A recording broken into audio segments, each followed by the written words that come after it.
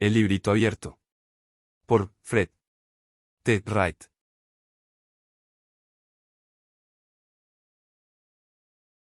Capítulo 3. Una puerta abierta en el cielo.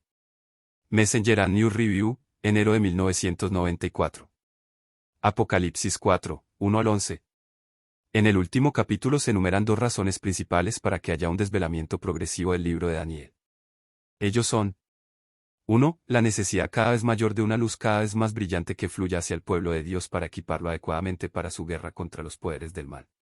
De acuerdo con esto, Jesús estableció el principio de que Él diría a su pueblo de los eventos futuros para que cuando sucedieran, ellos pudieran creer, o su fe pudiera ser confirmada y fortalecida. El estudio de este principio fue el tema de nuestro último capítulo.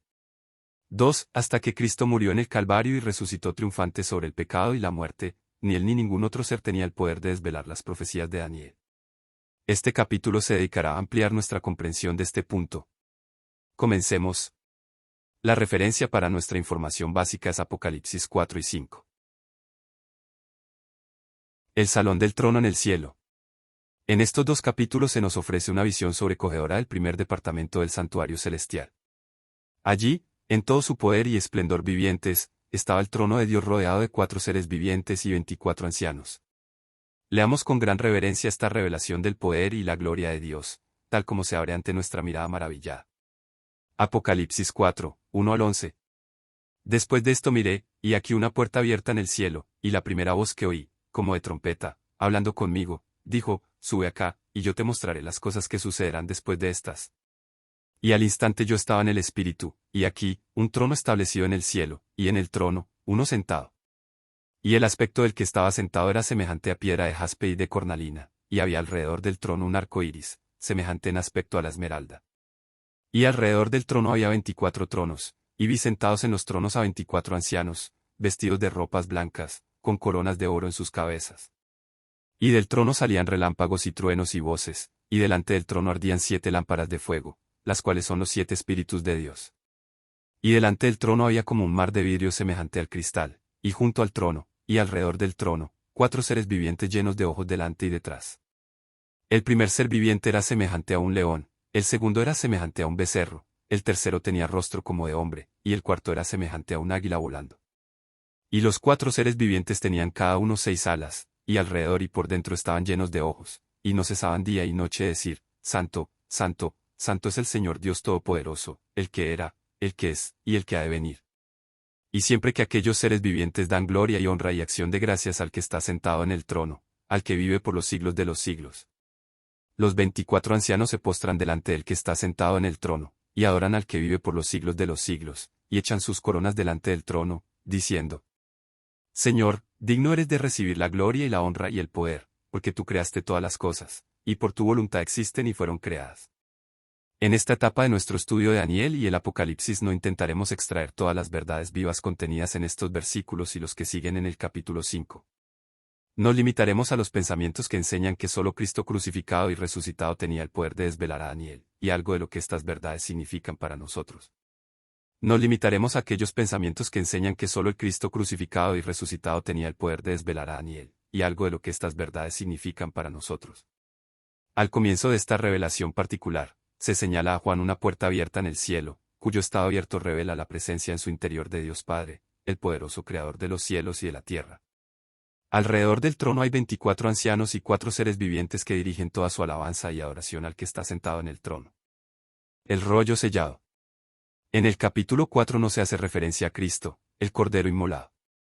No se le presenta hasta el capítulo 5, en el que aparece como el único que reúne los requisitos necesarios para quitar el sello al rollo. Entonces, cuando se revela este hecho, la alabanza y la adoración de los 24 ancianos y los 4 seres vivientes se dirigen al Cordero inmolado. Así, durante el capítulo 4, cuando se abre la puerta del cielo, el rollo en la mano del Omnipotente permanece sellado con 7 sellos. Así, cuando la visión se abre ante nosotros, nos encontramos al mismo tiempo con una puerta abierta por un lado, y un rollo sellado por el otro.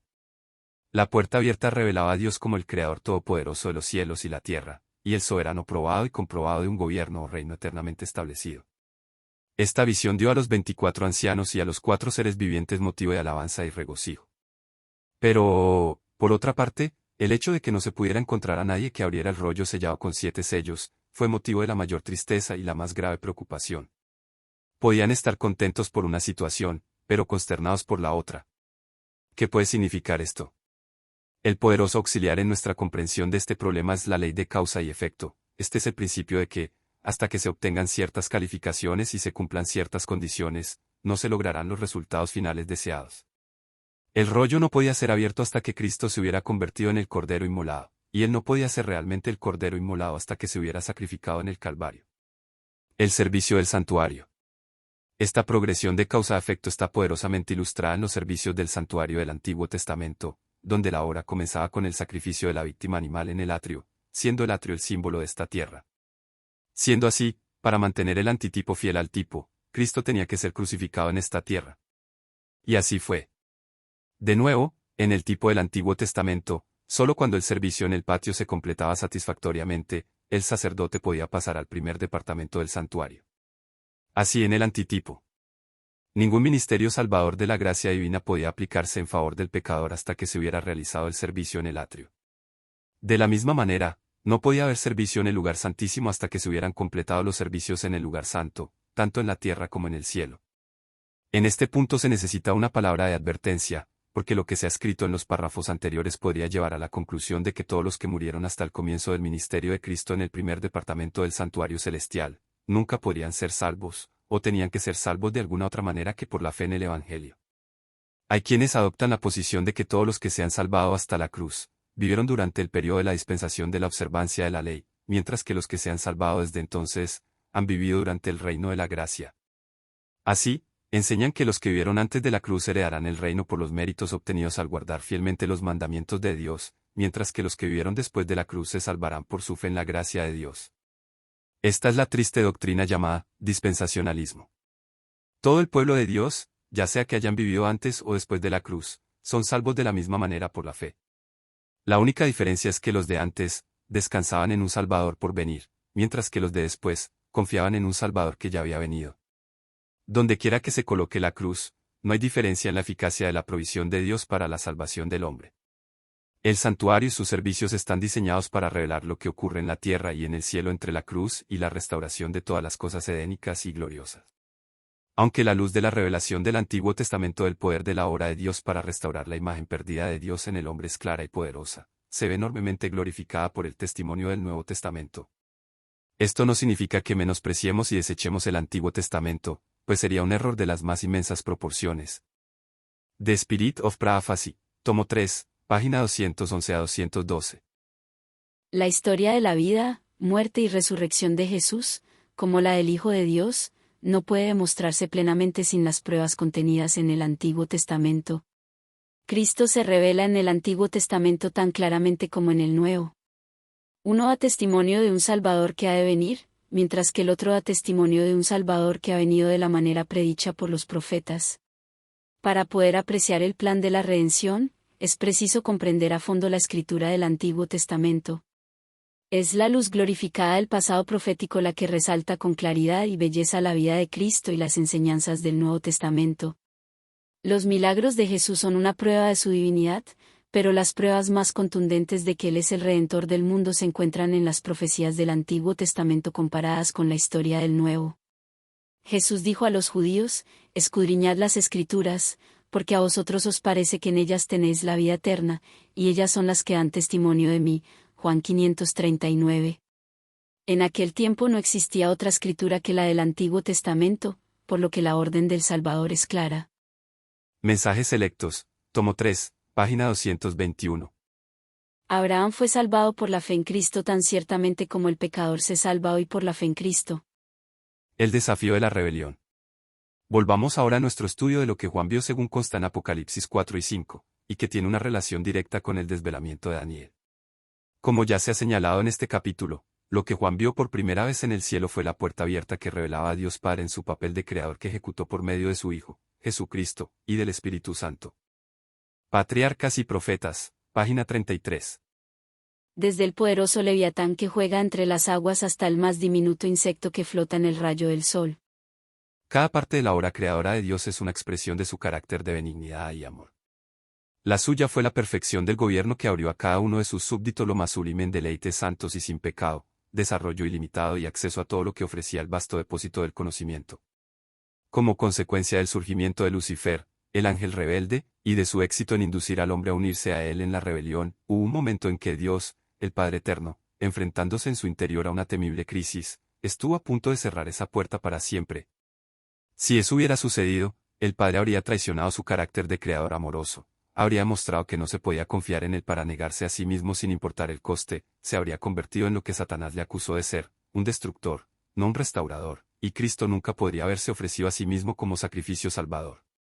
Esto habría significado que el rollo habría permanecido sellado con 7 sellos, porque no habría habido ningún cordero con el poder y la habilidad para romper los sellos y abrir el rollo.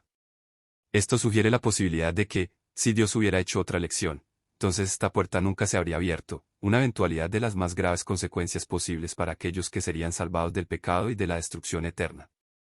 Esta era una posibilidad muy real, ya que, si Dios Padre no hubiera salido del lado correcto de su crisis personal, como podría haber ocurrido con toda seguridad, entonces esa puerta se habría cerrado para siempre. Entonces, ninguno de los acontecimientos descritos en el libro de Daniel, que estaban programados para ocurrir una vez que comenzara la gran controversia, podría haber sucedido jamás. Tenemos que apreciar mucho mejor de lo que lo hacemos que la victoria total y permanente de Dios y su Hijo en el plan de salvación no era una conclusión simple y previsible. Cristo y su Padre, como nuestros poderosos salvadores, no estaban actuando en un papel guionizado como actores en una obra de teatro en la que el dramaturgo controla todo el resultado. No estaban obligados a llevar a cabo el plan, y estuvieron muy, muy cerca de no hacerlo. Jesús incluso estuvo a punto de no entrar nunca en el papel del encarnado, en cuyo caso la humanidad habría sido abandonada a su suerte. Lo comprendemos por la siguiente afirmación. Primeros Escritos, página 126. Luego lo vi acercarse a la deslumbradora luz que envolvía al Padre. El ángel que me acompañaba dijo, está en íntimo coloquio con el Padre. La ansiedad de los ángeles era muy viva mientras Jesús estaba conversando con su Padre. 3 veces quedó envuelto por la esplendente luz que rodeaba al Padre, y la tercera vez salió de junto al Padre, de modo que ya fue posible ver su persona. Su semblante era tranquilo, exento de perplejidad y turbación, y resplandecía de amor y benevolencia inefable. Dijo entonces a los ángeles que se había hallado un medio para salvar al hombre perdido, que él había estado intercediendo con su Padre, y había obtenido el permiso de dar su vida como rescate de la raza humana y de tomar sobre sí la sentencia de muerte a fin de que por su medio pudiese el hombre encontrar perdón, para que por los méritos de su sangre y su obediencia a la ley de Dios, obtuviese el favor del Padre y volviese al hermoso huerto del cual había sido expulsado. Entonces volvería a tener acceso al fruto glorioso e inmortal del árbol de la vida, cuyo derecho había perdido. Antes de que apareciera el pecado, el Padre, el Hijo y el Espíritu Santo, previendo que la perfecta armonía del cielo se rompería por el levantamiento de la rebelión, según su infinita sabiduría y amor, diseñaron el perfecto plan de salvación para resolver el problema cuando surgiera. En ese momento, cada uno de los 3 se comprometió a desempeñar un determinado papel vital, aunque cada uno conocía en su omnisciencia el coste infinito que habría que pagar cuando llegara el momento. En ese mismo momento, uno o todos podrían haber decidido que los costes personales serían demasiado elevados y podrían haberse negado a pagar el precio. Téngase en cuenta que el trío celestial no fue obligado a emprender la ejecución del plan de salvación, ni podía hacerlo. Su sacrificio tuvo que ser voluntario en el sentido absoluto de esa palabra. Ni la más mínima presión de ningún tipo pudo ser un factor que influyera en su decisión. El deseado de todas las gentes, página 773. Desde antes que fueran echados los cimientos de la tierra, el Padre y el Hijo se habían unido en un pacto para redimir al hombre en caso de que fuese vencido por Satanás. Habían unido sus manos en un solemne compromiso de que Cristo sería fiador de la especie humana. Así fue como, en la eternidad infinitamente distante del pasado, se formuló el plan de salvación para rescatar a los seres creados que caerían en el pecado, y luego se mantuvo listo para ser puesto en funcionamiento en el momento en que fuera necesario. Cuando ese momento llegó, el segundo gran momento de crisis confrontó al trío celestial. No me refiero aquí a la rebelión de Lucifer, aunque esa fue una crisis suficiente, sino a la otra crisis, aquella en la que el destino de la humanidad temblaba en la balanza mientras el Padre se debatía entre dejar perecer a los pecadores o permitir que su Hijo se sacrificara para salvarlos. Recuerda que en el primer caso, el plan se formó mucho antes de que fuera necesario, y en el segundo, cuando se hizo necesaria su ejecución. La segunda fue una prueba que demostraría que, incluso para Dios, una cosa es hacer un pacto solemne en tiempos de paz, y otra muy distinta mantener las promesas cuando la presión es realmente fuerte.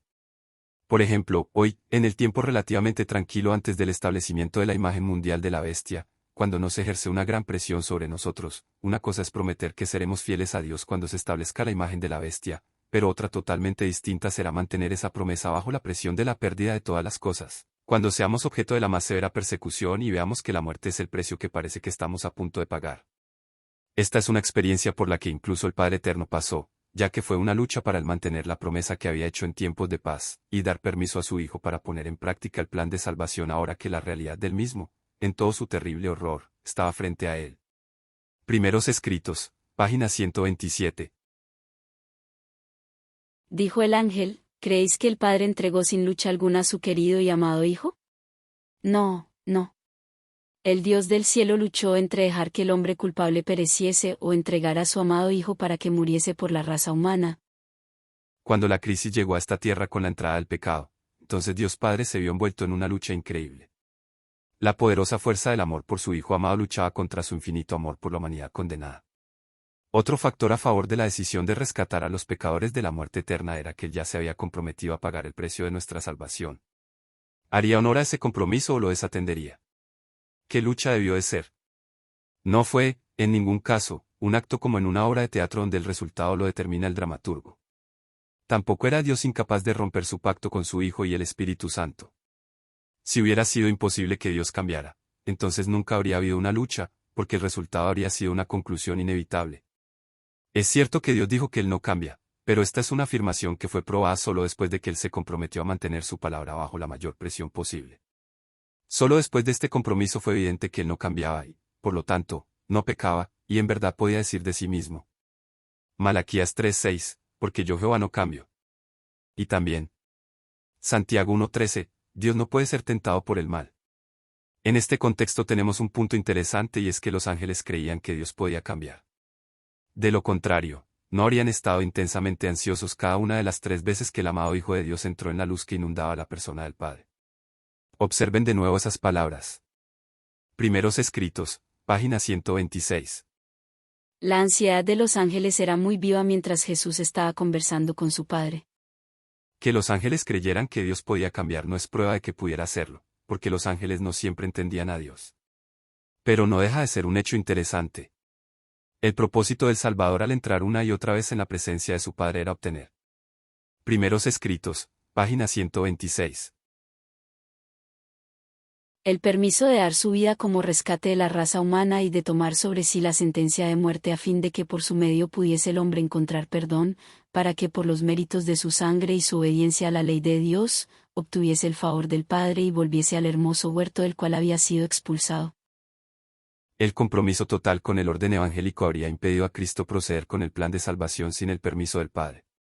Por otra parte, Cristo dependió tanto de su Padre durante su encarnación que, de todos modos, el Salvador no podría haber emprendido con éxito la salvación de la humanidad perdida por sí solo. José Instructor, 30 de marzo de 1893. En todos sus actos divinos, el Redentor del mundo declara. Juan 5:30, no puedo yo hacer nada por mí mismo. Juan 10:18, este mandamiento recibí de mi Padre. Todo lo que hago es en cumplimiento del consejo y la voluntad de mi Padre Celestial. La historia de la vida terrenal diaria de Jesús es el registro exacto del cumplimiento de los propósitos de Dios para con el hombre. Su vida y su carácter fueron el despliegue o la representación de la perfección del carácter que el hombre puede alcanzar al hacerse partícipe de la naturaleza divina y vencer al mundo mediante los conflictos diarios. Así pues, Dios podría haber decidido no conceder permiso para que su amado Hijo diera su vida para rescatar a la humanidad, pero, tras una terrible lucha, optó por hacer el sacrificio personal. A partir de entonces, todos los recursos del cielo se pusieron en marcha para efectuar la salvación de aquellos millones que aceptaran el regalo. Hasta el desafío de Lucifer contra el gobierno divino, los ángeles y todos los demás seres creados. Nunca había cuestionado el carácter de Dios. Nunca había dudado de su veracidad. No tenía la menor inquietud acerca de su absoluta justicia, integridad y amor desinteresado, y tenía perfecta confianza en todas sus decisiones y acciones. El sistema gubernamental del cielo funcionaba con perfecta suavidad y sin fricción de ninguna clase, mientras que sobre el Padre, el Hijo y el Espíritu Santo, como creadores, pero todavía no como salvadores, fluían siempre alabanzas continuas y gratitud sin fin. ¡Qué canto tan glorioso fue aquel, mientras ola tras ola de arrobamiento fluía sobre los autores de tal perfección!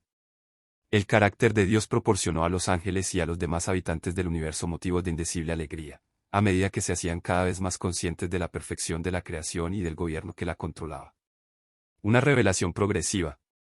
Por impresionante que fuera este canto espontáneo de los ángeles, no era todavía alabanza generada por el conocimiento del plan de salvación. Los ángeles y los moradores de todo el universo no podían alabar ni alababan a Dios por aquello de lo que nada sabían, y es evidente que el plan de salvación no les fue dado a conocer antes de que fuera necesario. Obsérvese cuidadosamente la secuencia de acontecimientos en la siguiente declaración. Primeros escritos, página 126. La ansiedad de los ángeles era muy viva mientras Jesús estaba conversando con su Padre.